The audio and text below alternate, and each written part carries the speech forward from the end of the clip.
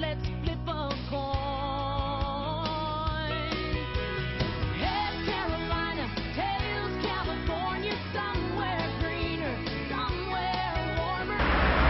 Okay, it's Andy Graham of the Ask Andy Show, hobotraveler.com. You can subscribe to my this and get it every day in your email box by going to hobotraveler.com. I'm in Sarajevo, Bosnia and Herzegovina. I got my glasses on. You hardly ever see me with glasses. I can't see anything farther than about 2 feet because I can only need these for reading. But I got to read this Kindle thing so that I can tell the question. I was printing these things out in other countries, but the internet cafes are too complicated to find in most of these places I've been in Europe. Easier in South America than here. Okay, question. I answered questions because I've traveled non-stop for 16 plus years and went to 93 countries. Bosnia was my 93rd country. Okay.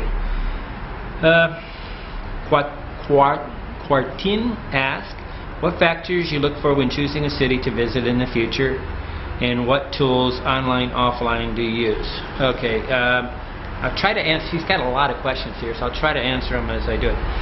The tools, my number one tool is Wikipedia.com, and maybe clicking on Google and looking at photos. I look at the images. I search on Google for the city, then I click on the thing that says images. Close this door so it's quieter. And that gives me an idea of what the city looks like.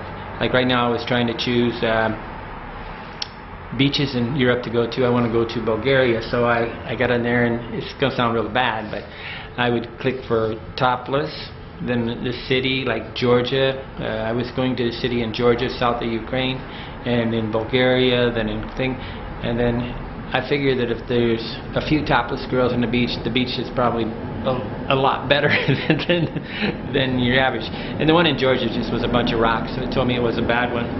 But you know, it was recommended by, well, I'll go into it. So these are the things that I use. Offline, okay, I'll read what he says. Andy, I hope you are doing well in Europe. I know you don't travel from country. You say you don't travel from country to country, but hotel to hotel. Yeah, I travel. I don't move really until I know the next hotel, or at least I have a list of 3 hotels that I think I can live in a central part of a city, and then I go to that city, then I go to that area, then I sort of usually survey these 3 hotels, and then choose the best of them, then choose the best room in them, and then try not to get a reservations. I'm now here late enough. I won't get any more reservations here in Europe, I don't think, unless I arrive late at night, which is, I still don't think I need one. I hope you are doing well in health. I travel country, but I also go from hotel to hotel, but from city to city. I don't go from country to country. That's kind of a too gray of area to think. You don't live in a country, you live in a city, and then you live in a hotel. I also know you research quite a lot before making up your mind to visit a place. That's not true. Okay, I actually don't like to do any research before I arrive. The reason why I come to most places is because I've heard a lot of talk about it, and there's certain things like really what I'm doing is I wanted to go into all these low-cost countries in Europe so that I could, you know, it's a lower cost of living, and before they ever become Euroized, we start to use the euro and double in price. And see, when they go into they become part of the European Union, the price doubles, and they all suddenly think they're the same value as, you know, Germany, but they're not. Okay, and this is really just 2 steps above South America. But I don't do a lot of research until I get here. But usually there's a traveler's huddle and people that we're talking with in a group that tell me information about a place, and then I end up getting tempted to go there. You know, you actually could meet somebody from Bosnia on the other, you know, another place. Or I just met a Portugal girl in Croatia, and she really made me want to go, because Portugal is the same price as Croatia. It's about what they do is one of the biggest thing I study, and you can find it all the research already there, if you go to hobotraveler.com and click on budget, and on the budget page it shows what I would say the amount of money that you should need to you can live on in that city a day. And some of you are going to be quite startled because it's really cheap. I think it's like $7 I say you can live here. Now obviously the first week you're in any place is the most expensive place, so I'm taking the most expensive right off the top for the next 10 countries, because you start, the longer you stay in the place the cheaper it gets. But I get on a page, it says like I'll do research like cost of monthly salary in countries on the planet, and maybe it'll come up Wikipedia and it'll show me a list of all these monthly salaries, and I know that I should always be able to live in any country for the amount of salary. So like $590 or something here in Bosnia is the monthly average salary, so I should be able to live in this country for $590 a month real easy. Okay. Quite a bit. At this point I know there's how do you research. At this point I believe I know how to research the flight tickets. However, I'd like to know what factors you look for when choosing a city to visit in the future. What tools online? I assume that you check the weather. I just want to know whether it's tropical. Okay. I have checked Eastern Europe, and I do know that I'm pushing the heat here, and then by the time the end of October comes around, it's going to get colder. So I really need to, by the end of October, get farther south and do it. I checked that only in Europe, really. I'm almost only in the tropics, so at that I don't too. And I don't really care about the rain, so people worry about the monsoons, but they're really highly overrated. It just rains once in the afternoon. If I wanted to stay there, I check the yearly projections. I think what he's picking up on is I'm always doing research on trying to find the perfect climate for, in a lot of ways, for the older expat that wants to retire abroad. And it's really critical that you understand the climate as opposed to the weather. The weather is the daily thing, the climate is the year. And if you know the whole climate, and you really, you're not going to get hurt if you get on weather.com or whatever it is and find the yearly average, then hope it's not in centigrade, and find it in Fahrenheit, and figure out what the thing is.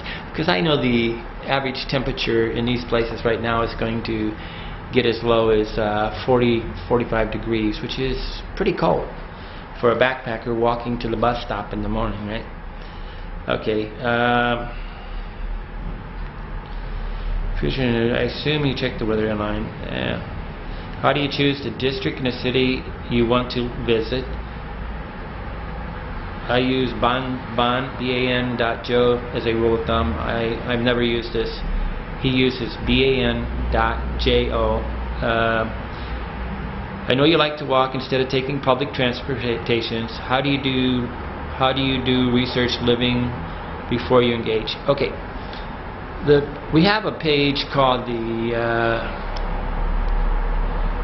Wayfinding page. If you get on there, we have all these different things like the religions of a country. What I want to know is first of all, I want to know the religion, because if you're in a 95%, 99% Muslim country, which is possible somewhat in these Southern Europe countries, it could be really pretty boring. But so far, I don't think anybody's actually getting up and going to prayer. But I want to know the religion, I want to know the cost of living, and then I want to know, but what I would generally do is I would go to the Lonely Planet. I have the Lonely Planet in many different ways I can access this, but for you at home in the United States, you could just go to the library, pick up a Lonely Planet, and read about the cost of the hotels. I want to know just generally the idea of the cost of the hotels. I don't think this is only going to work for another 5 years, because Lonely Planets just became a total wanker, and they're actually recommending things just to get a commission, and so they're going by the wayside as a good product. But if you get one 5 years old or something like that, which there's a lot of them because they're not updating any ones unless they can make money on them, that means the high tourist places, like Germany, France, whatever. They're really probably worthless for these countries. The one I have Southeastern Europe, which is pretty good in the fact that it has all the maps. What you want to do when you're researching a city is you got to look at the map, and then if you look at the Lonely Planet, you'll see clusters of hotels, and then you can slowly see this is the expensive hotel area, this is the cheap hotel area, and this is, you can choose what you want. Then you can hopefully figure out with the Lonely Planet. I don't know how to do this online. It's almost impossible. You can spend 5 hours to do what you can take in 10 minutes on a Lonely Planet book. I mean, Lonely Planet's going to say, this is the main street, this is the stuff, and they don't have an agenda. When somebody makes a website, what they do is they're going to call the main street right in front of their hotel. Okay, so the Lonely Planet is my guideline. I don't get on TripAdvisor. I don't do anything like that. I would actually, again, TripAdvisor is so game that it's just going to get me into a hotel in a district where I don't do it. It's not to say there's not good information on there, it's just the time it takes. So I use Lonely Planet, then I study the map, and you'll see there's a little cluster. There's a little cluster where there's going to be like 5 or 6 hostels close to each other. Then you're going to have a cluster where there's a bunch of hotels, and you're going to see that, you know, they're going to normally build this around the tourist area. I have realized that for Europe, I'm wanting to get outside the tourist area because I want to get into the more, I'd like to know that I'm actually surrounded by a few people from the country. In Croatia, I was in such a high tourist area that I couldn't even tell who is Croatian. I have no clear understanding of what a Croatian person looks like because 90% of the people I was looking at were tourists. So, you know, but studying the map until you understand the city. That's the tool you use, and it doesn't. But the Lonely Planet's got all the little markers on it, icons on it that'll tell you where everything's at, and then you can slowly. Normally, the center of the backpacker universe or the center of the rich hotel universe is on that because you'll see the clusters around it. I call this the tourist bubble. But inside the tourist bubble is the most expensive place. So I really, right now, am trying to get on the edges of the tourist bubble so I can actually walk out of it and buy stuff and walk back in it to go look at the tourist stuff. Because I'm still a tourist. How do I research expenses? Again, it's the Lonely Planet. And I sometimes I'll search for like Bosnia blogger. And I'll find like an American blogger that's living real cheap, and maybe they'll tell you the prices.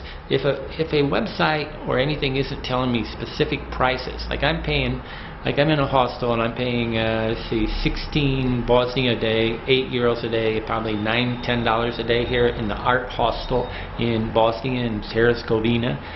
I'm in Sarajevo. I'll tell you the exact prices. If they won't talk about the price, you know, get rid of them.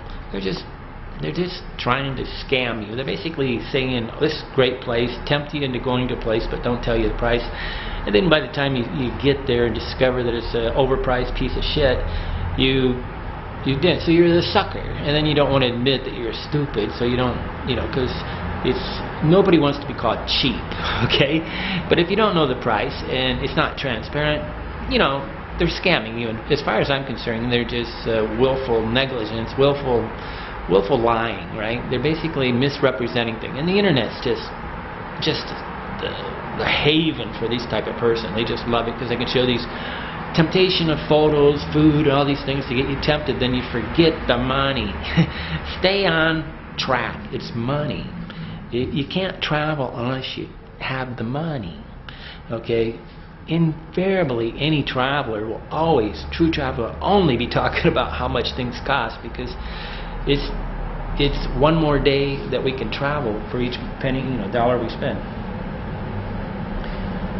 What other aspects do you look forward to make up your mind? Okay, we have a whole bunch of these things, and if you go to hobotraveler.com and you click on Wayfinding, I haven't been on this in a while, but there's a bunch of little guideline maps on there that show things that I take into consideration. It'll be climate, it'll be religion, it'll be, you know, just many things. But the tourist information that you get on the internet is always like a small focus. So, you know, when you're trying to compare countries, that becomes very difficult, because if you get on the internet and you find, like, search for Sarah, they're going to say everything's great here. But is it actually better than Croatia? You know, it might be better for me. Sarajevo is much better than Croatia for me, because it's just more natural people and it's more historical and it's kind of fun, while Croatia was more like a beach holiday. Okay, but some people want the beach holiday and some people want the thing, and you know, we all go to different places. One person's paradise is another person's hell. You really got to figure out your hobbies. What do you like to do? What I like to do, and this is the hard thing, and I can do it, but I can do this in any country. What I like to do is, oh, my eyes can't focus. What I like to do is I like to look at small businesses. So I'm in the worst place possible, because this is a tourist area. I like to go by small businesses, like mom and pop type things, and normal, not rich people. I'm in the expensive area of Sarajevo, and I like to look at their businesses. So I really need to be in the countryside. I like people's business. I like to walk and see how they live. I want to see what their house looks like. I want to see how they're you know, if they got a yard in the thing, or do they covered with fences, or what's their security, and what's their, where they walk and how they hang out. And you know, cities are aberrations. Cities, you know, you can't say New York City is America, right? It's something else, right? And, you know, where Indiana, where I come from, is 100% different. It's a different culture, a different world from New York City. So, and this is what the Europeans do. They weigh us on all they weigh us on Miami, Chicago, New York, Los Angeles, and these are our cities, San Francisco. So all those poofs over in San Francisco, you know, are what they think United States is. Then they watch the movies, and then between the movies and that is the United States. But you know, most people in the United States live in small towns and whatever, so you got to really do it. But you have to find for yourself, what do you like to do? Okay, what do you like about travel? And you got to introspect. What do I like to travel? I like the rush of meeting new people that are friendly and happy to meet me. That's not a big city, guys. Okay, it's not a big city.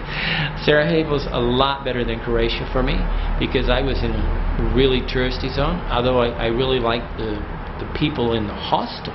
There was a lot of fun kids from a lot of different countries in my hostels in Croatia, but the actual Croatian people seemed very cold.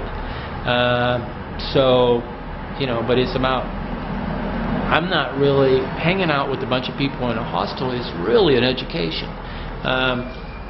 You know, like Mike's stayed up all night sleeping. I just had two guys from Slovenia that woke up and started talking in the middle of the dorm, and you know, people are sleeping. And then we had a girl from Valerie from Italy the other day here. And then you got the Croatian owner here in the art hostel that sleeps till 12, well, till 10, 11. Okay, so you get these cultural understandings of the thing, and they all have their propensities to do certain things. You know, so what do you want? If you just want to look at beautiful sunsets and beautiful skies and not ever talk with a person, that's a lot easier. Okay, you can just, you know, get on the tourist. That's 90% of your sheep just going down there, and all they're going to say is, like, sadly about Bosnia, is a celebration of a war, and that's not really, I hope, what Bosnia wants to be defined at. It's a war in you know, there's a war. There was a war here, like in '92 or something like that. Does Bosnia really only want to be known as the war country? And that's what the tourism is right now. So search yourself and find out what you want, Quartin, and that's going to take some time. But if you travel, don't judge. Every country has merit, so just go to any and every country in a way if you can, and just slow things down and stop reading so much, okay? And try to see if there's anything you just naturally like, or in your mind you'll start, you know, like right now, I really, you know, I have things that I really like to do, and in my mind, like right now I'm kind of thinking of this borak, this cheese borak. I thought that might be pretty good for breakfast. Okay, so your mind's going to wander to what you really love to do, and if you're walking down the street, you'll naturally find what you really like to do. It's not, but reading ahead and reading too much, what that will do is you'll just get in line with everybody else and follow everybody else's thing, and you'll not find what you like. You'll find what the group likes, and you'll find what the tourist industry wants to sell you. So that's why you really got to do it, because the tourist industry, if everybody really liked travel like me, they travel perpetually, right? The reason why they go home is because it's a lot of work and it's pain in the butt, and they're really not having a good time. Okay, even though you're not going to walk up and say, "Oh, I spent $3,000 on a vacation and I didn't enjoy it." People don't do that. They're not honest. But there's some people who go, "It's quite a bit of work. I had to walk all the time. I don't know. I walk up about what would be about 6 stories by steps every time I come down in this hostel. It's a lot of exercise in Europe. I'm trying to get to the bus stop tomorrow, and I don't know how to find a taxi to go the 2 miles to get there." Okay, so I'm going to be walking in. I consider Europe the most inconvenient place in the planet, unless you're a millionaire, and then it might be convenient if you're a millionaire. Okay, Andy Graham, Hobo Traveler. Thank you. Good question.